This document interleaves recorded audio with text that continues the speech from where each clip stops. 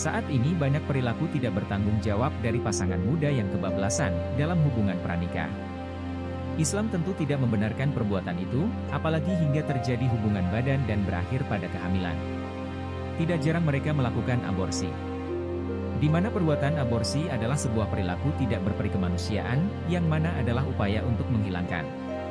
Secara umum teks keagamaan senada dengan nilai kemanusiaan, yang menjunjung nilai kehidupan bahkan sejak masa dalam kandungan. Al-Quran bahkan menerangkan seluruh proses pertumbuhan janin dari satu fase ke fase lainnya, yang mana tidak disebutkan di fase pertumbuhan lainnya. Hal ini menandakan penekanan sekaligus pernyataan urgensi, khusus masa janin dalam kehidupan manusia secara menyeluruh. Allah Subhanahu wa Ta'ala berfirman dalam Quran Surat Al-Mu'minun ayat 12-14. Sesungguhnya kami telah menciptakan manusia dari suatu saripati yang berasal dari tanah. Kemudian kami jadikan saripati itu air mani yang disimpan dalam tempat yang kokoh, rahim. Kemudian air mani itu kami jadikan segumpal darah. Lalu segumpal darah itu kami jadikan segumpal daging. Dan segumpal daging itu kami jadikan tulang belulang. Lalu tulang belulang itu kami bungkus dengan daging. Kemudian kami jadikan dia makhluk yang berbentuk lain. Maka Maha Sucilah Allah, pencipta yang paling baik.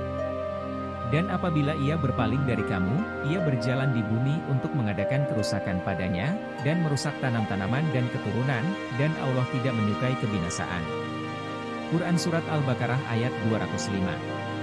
Ayat-ayat di atas sekaligus menjadi tanda kehormatan manusia di antara seluruh ciptaan Allah Subhanahu wa Ta'ala. Detail penciptaan sungguh diperhatikan bahkan sejak masa sebelum kelahiran. Maka atas dasar dan ayat-ayat lainnya para ulama sepakat menyatakan bahwa asal dari hukum aborsi adalah haram. Namun, ada beberapa hal yang menjadi pengecualian. Hukum aborsi adalah haram, bagaimana ia menjadi boleh dilakukan? Sebelumnya penulis ingin mengingatkan tulisan ini tidak akan menjadi pembenar praktek aborsi. Namun penulis justru ingin menyatakan bahwa agama ini luas dan dapat dipraktekkan dalam berbagai situasi. Secara umum para ulama membagi dua masa kehamilan yaitu, masa 4 bulan kehamilan dan setelahnya.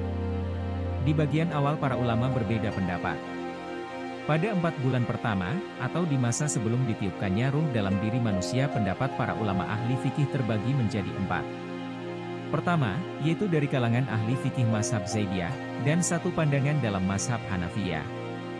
Pendapat ini juga diambil oleh sebagian ulama mazhab Syafi'i dan terdapat dalil dari kalangan mazhab Maliki dan Hambali.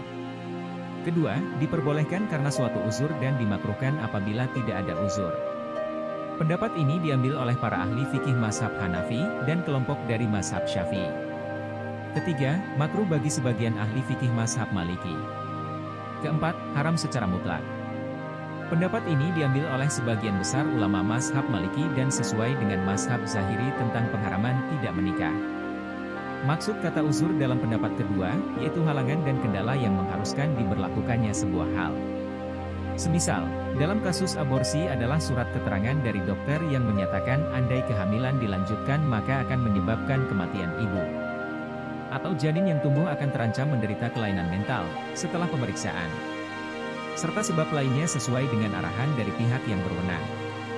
Sementara untuk kehamilan di atas umur 4 bulan, para ulama sepakat untuk mengharamkannya, dan perlu diberikan konsekuensi hukum positif bagi para pelakunya. Kecuali, memang ada kenyataan tertentu yang mengharuskan diberlakukannya pengguguran secara paksa, seperti faktor-faktor kesehatan seperti yang telah dijelaskan di awal. Kehamilan karena perkosaan dan hubungan di luar nikah.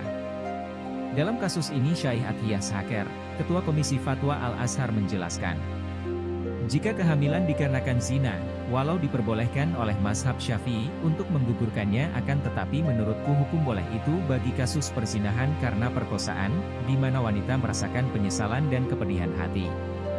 Sedangkan apabila aborsi dilakukan karena tiada lagi sifat malu untuk berzinah dan dengan kesadaran, maka aku berpendapat hukumnya haram. Karena dapat mendorong terjadinya kerusakan perzinahan.